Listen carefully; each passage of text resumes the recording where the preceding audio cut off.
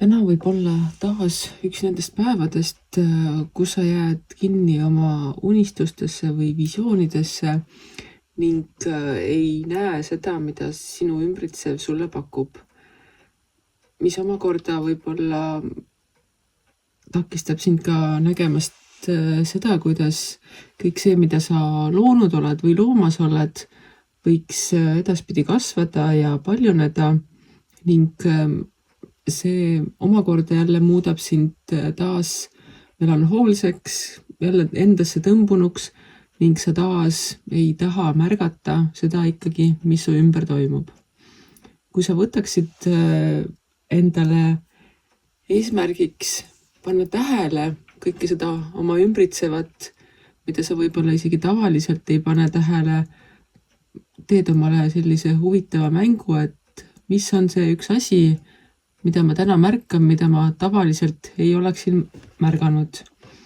Näiteks mõned inimesed otsivad erinevaid südamekujulisi kas kive või porilompe või mida iganes, mis tundub, et näed, siin on südamekujuline.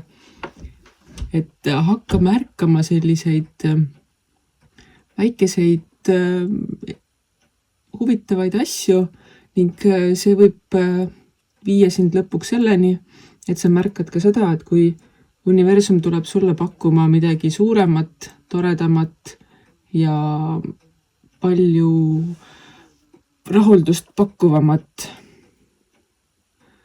Ning sealt omakorda tuleb jõud kõigesse sellesse, mida sa kasvatad, kõigesse sellesse, mida sa lood, kõigesse sellesse, mida sa teed.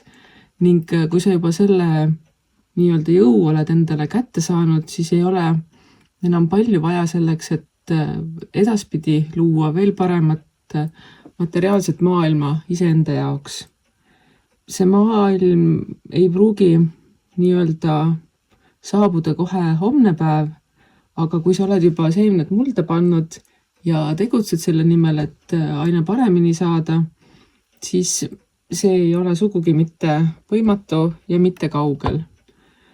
Ehk et kui sa paned tähele, mida sulle pakutakse, võtad selle vastu ning sellega väärtustad üha enam oma tegevusi, siis tuleb rahu sinu õuele ning sinu soovid saavad täidetud ning ongi selline rahulik, mõnus, tore, hea olla ning usalda elu.